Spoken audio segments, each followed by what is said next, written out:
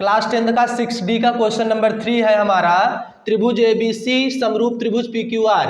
ठीक, उसमें देखिए यहाँ पर इसकी भुजा AD की लंबाई जो हमारा मध्य बिंदु 4 सेमी है और PS जो हमारा मध्य बिंदु है उसकी दूरी कितनी 8 सेंटीमीटर है। जैसा कि हमको फार्मूला पता है कि पहले त्रिभुज ABC का क्षेत्रफल बटे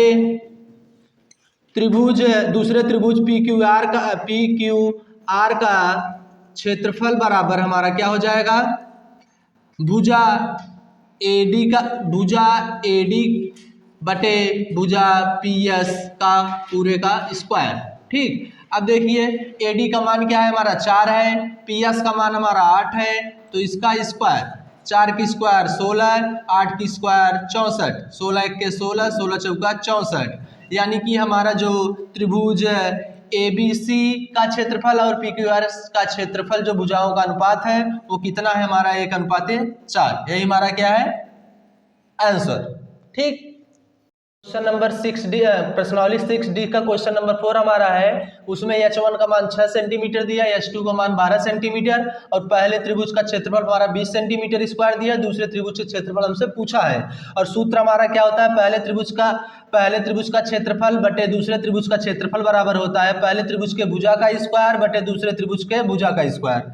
अब देखिए पहले त्रिभुज का क्षेत्रफल हमारा कितना दिया है 20 सेंटीमीटर स्क्वायर, दूसरे त्रिभुज का क्षेत्रफल हमसे पूछा है तो उसको हम क्या मान लेंगे x बराबर पहले त्रिभुज के भुजा का वर्ग यानी कि 6/12 का होल स्क्वायर।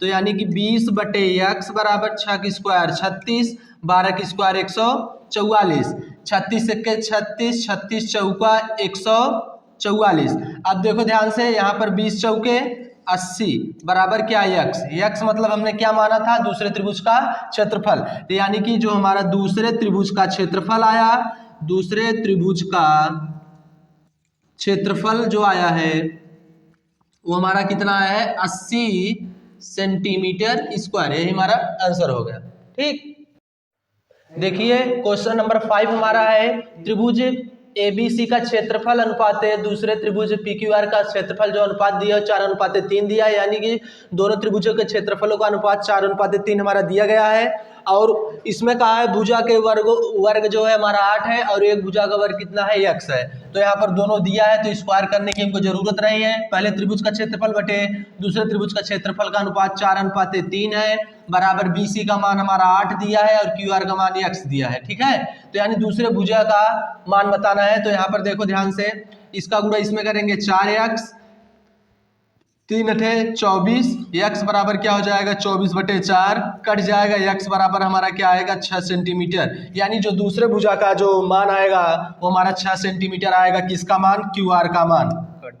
ठीक है, त्रिभुज की भुजा का वर्ग हमारा 36 सेंटीमीटर स्क्वायर है और दूसरे त्रिभुज की भुजा का वर्ग हमारा 24 सेंटीमीटर स्क्वायर है। और फार्मूला हमको पता है पहले त्रिभुज का क्षेत्रफल बटे दूसरे त्रिभुज का क्षेत्रफल बराबर होता है पहली भुजा का स्क्वायर बटे दूसरे भुजा का पहले त्रिभुज की भुजा का स्क्वायर बटे दूसरे त्रिभुज की भुजा का स्क्वायर।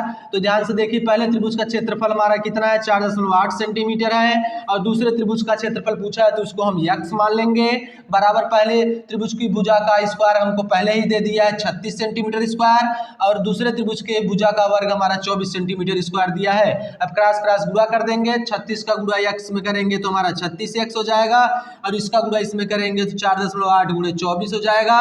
अब x बराबर हमारा क्या हो जाएगा 4.8 गुणे 24 बटे 36। अब देखिए यहाँ पर अब क्या होगा 12 दूनी 24, 12 तिया 36, 3 1 के 3, ये हमारा 1.6 आ जाएगा।